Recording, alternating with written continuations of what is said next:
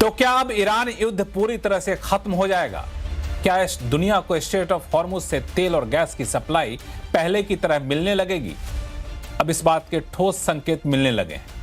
खुद अमेरिकी राष्ट्रपति ट्रंप ने ट्रुथ सोशल पर ऐलान किया कि ईरान युद्ध खत्म होने के काफी करीब है और उन्हें लगता है कि ईरान उनकी शर्तों को मानने को तैयार हो गया है। ईरान ने भी स्वीकार किया है कि उसे अमेरिका की तरफ से प्रस्ताव मिले हैं और वो इसकी समीक्षा कर रहा है। संभावना जताई जा रही है कि किसी भी समय समझौता वाला बयान जारी हो सकता है।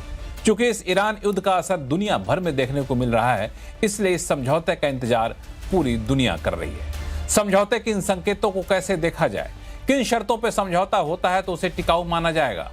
सुबह से शाम तक में अपने बयान से पलटने वाले ट्रंप अगर समझौता कर भी लेते हैं तो वो कितने दिन तक चलेगा?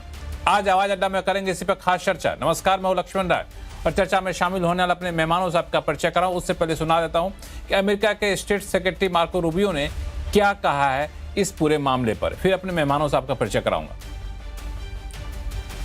The operation Epic Fury is concluded. We achieved the objectives of that operation.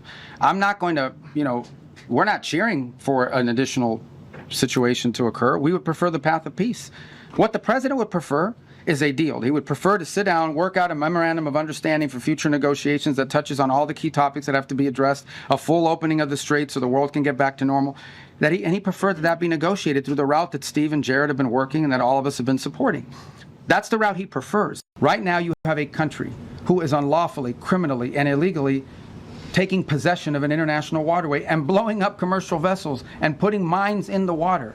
I don't know if people appreciate how outrageous this is, how unacceptable it is that any country would fire and try to sink commercial vessels or put mines in the water. Both of these things are illegal. And so we're going to take it to the UN. We're going to give it another chance to be a forum in which we're not even asking people to commit troops to the region and help blow up the Iranian boats. All we're asking them to do is to condemn it. तो ये आप सुन रहे थे Marco Rubio को, जिनका साफ तौर से कहना था कि ये ऑपरेशन खत्म हो चुका है, सारे लक्ष्य पूरे कर लिए गए हैं और उसके बाद जो संकेत आए उसके मुताबिक एक 14 सूत्री प्रस्ताव दिया गया है। इस प्रस्ताव पर अगर ईरान सहमत हो जाता है तो उसके तहत ईरान युद्ध को पूरी तरह से खत्म कर दिया जाएगा। उस 14 सूत्री प्रस्ताव क्या है, क्या छन के जो खबरें आ रही हैं वो कितनी टिकाऊ हैं, इस पर आगे चर्चा करेंगे। लेकिन सबसे पहले मार्को रूबियो को इस बयान को कैसे देखा जाए, इस पर चर्चा की शुरुआत करेंगे। हमारे साथ हैं पूर्व डिप्लोमेट एम्बेसडर प्रभु दयाल साहब हैं, स्ट्रेटेजिक अफेयर्स एक्सपर्ट कमर आगा साहब जुड़ेंगे, जेएनयू के स्कूल ऑफ इंटरनेशनल स्टडीज से प्रोफेसर स्वर्ण सिंह साहब जुड़ रहे हैं और लंदन से वरिष्ठ पत्रकार नरेश कौशिक साहब हमारे साथ जुड़ चुके हैं। आप सही मेहमानों का बहुत बहुत स्वागत है हमारे शो में।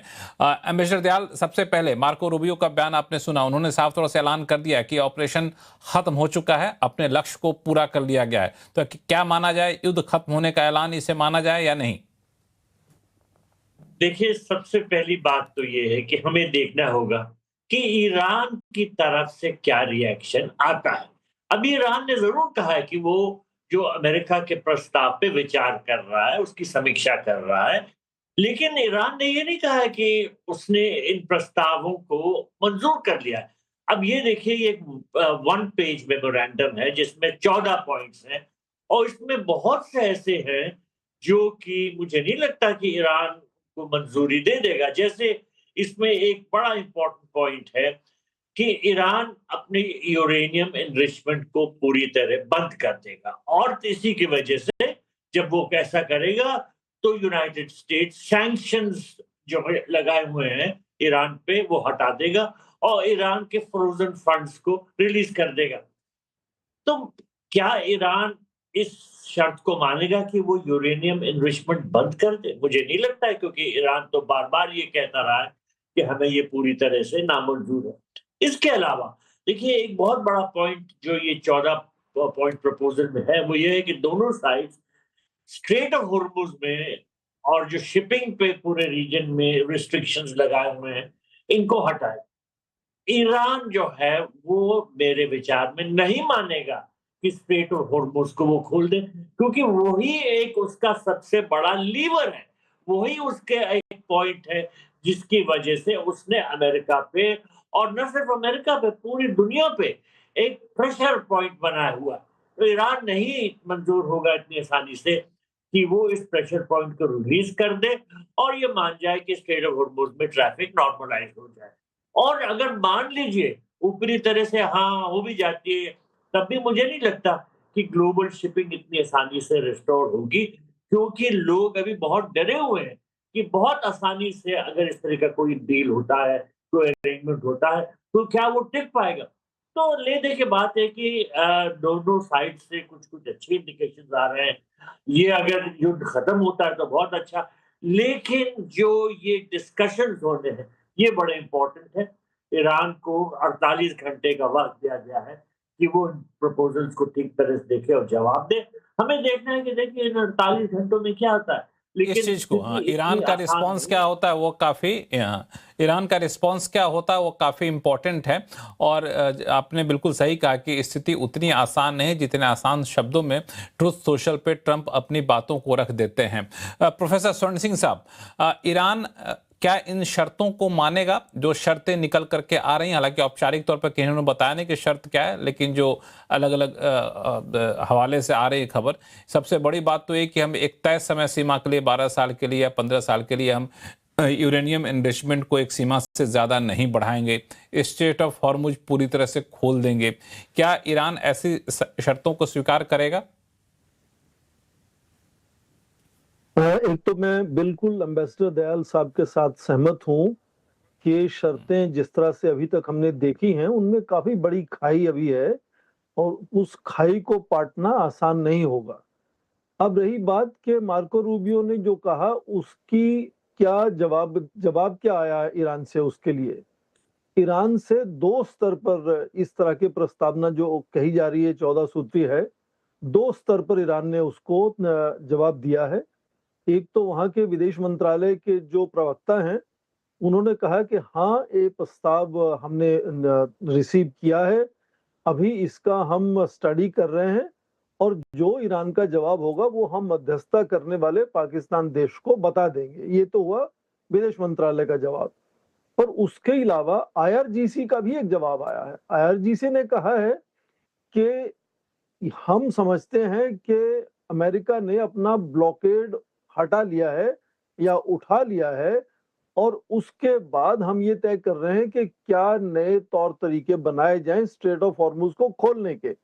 तो ये दो स्तर पर भी ईरान की तरफ से कुछ जवाब आया है। पर जो शर्तें दोनों तरफ से रखी जा रही हैं, मुझे नहीं लगता है कि वो इतनी जल्दी, जैसे मार्को रूबियो कह रहे हैं कि युद्ध समाप्त होने वाला है, जब हो गया है। इससे पहले इतने पीट हेग्सेट भी कह चुके हैं कि हमारी सैन्य जो उद्देश्य थे वो सब प्राप्त हो चुके हैं, हम जीत चुके हैं और वगैरह वगैरह। इस तरह की एक तरह से जो अपना एक पावर प्रोजेक्शन करने की कोशिश है अमेरिका की, वो एक तरफ है। पर मैं ये भी कहूंगा कि पिछले 3 सप्ताह में हमने देखा है कि स्ट्रेट ऑफ हॉर्मुज जो है वो एकदम परमाणु अस्त्रों में जो ताकत होती है उसी तरह की ताकत हम उसमें देख रहे हैं। स्ट्रेट ऑफ हॉर्मुज को काबू करके ईरान ने किस तरह से पूरे क्षेत्र को बंद कर रखा है। अभी अभी खबरों में यह भी है कि चार्ल्स डी गॉल जो कैरियर है फ्रांस का, वो भी स्वेज से गुजरकर इस तरफ इस क्षेत्र में आ रहा है और उसके पीछे एक यूके और फ्रांस का संयुक्त कुछ एक तरह से प्लान है कि हॉर्मुज को खोलने में क्या वो योगदान दे सकते हैं। उसके अलावा अभी अभी जिस तरह से चीन में गए थे जो विदेश मंत्री ईरान के अब्बास अरागची, उनकी बातचीत पर भी एक बहुत विस्तार रेड आउट दिया है चीन ने और कहा गया है कि उनकी यात्रा खासकर राष्ट्रपति ट्रंप के आने से ठीक पहले जो बीजिंग में हुई है उसमें 3 उद्देश्य लेकर वो बीजिंग गए थे।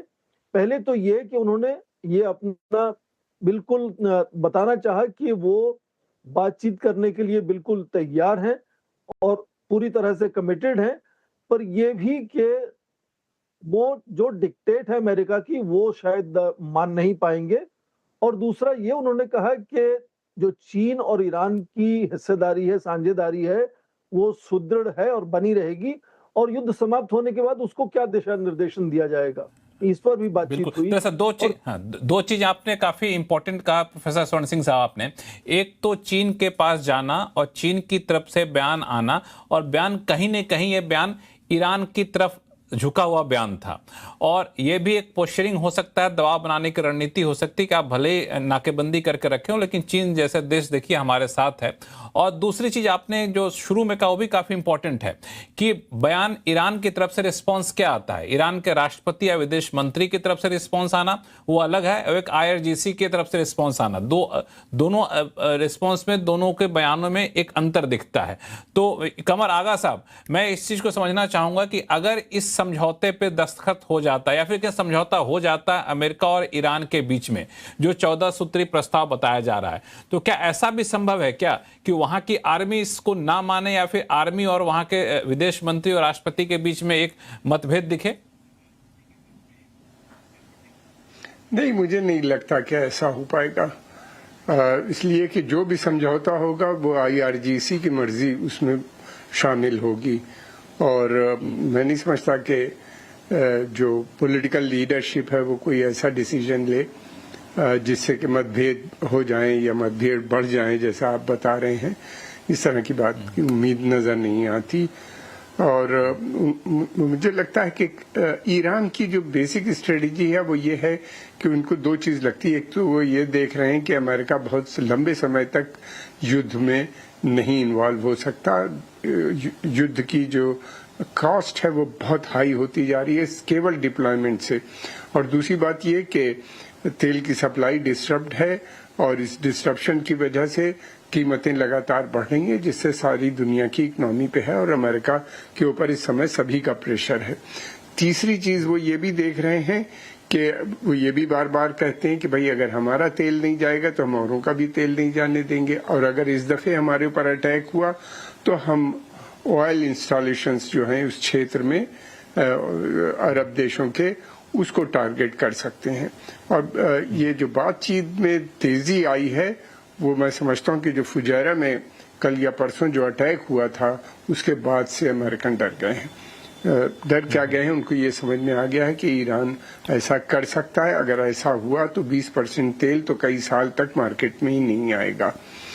ईरान के पास काफी जो है उनका काफी नुकसान हो चुका है, बुरी तरह से उनकी इकोनॉमी कमजोर है, उनके यहाँ जो है डैमेज भी बहुत हुआ है प्रॉपर्टीज का, और फिर उसके अलावा उनके आर्मी मिलिट्री हर चीज पे तो अटैक हुआ है। उनके सिविलियन असेट्स जो हैं, इकोनॉमिक एसेट्स, मिलिट्री एसेट्स, सबको इन्हीं ने टारगेट किया है। लेकिन एक चीज है, वहाँ की जनता यूनाइटेड है। लेकिन जनता यूनाइटेड है, लेकिन जिस तरीके का नुकसान है वो चाहती है कि सैंक्शन, वो चाहती है कि ये मसला हल होना चाहिए हमेशा के लिए।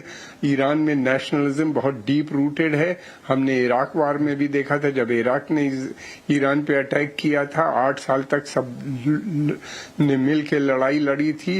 वो जब भी ऐसा होता है तो वो यूनाइट हो जाते हैं। हाँ, ये यूनिटी कब तक रहेगी ये नहीं पता युद्ध आने के बाद। बहरहाल डिफरेंसेस तो हर मुल्क में रहते हैं, उनके यहाँ भी नजर आने लगेंगे। लेकिन फिलहाल वहाँ की जनता, वहाँ की गवर्नमेंट सब चाहती है कि ये सैंक्शंस हटने चाहिए, और ईरान इसके लिए काफी कोशिश भी कर रहा है। उसको लगता है कि ये मौका अच्छा है।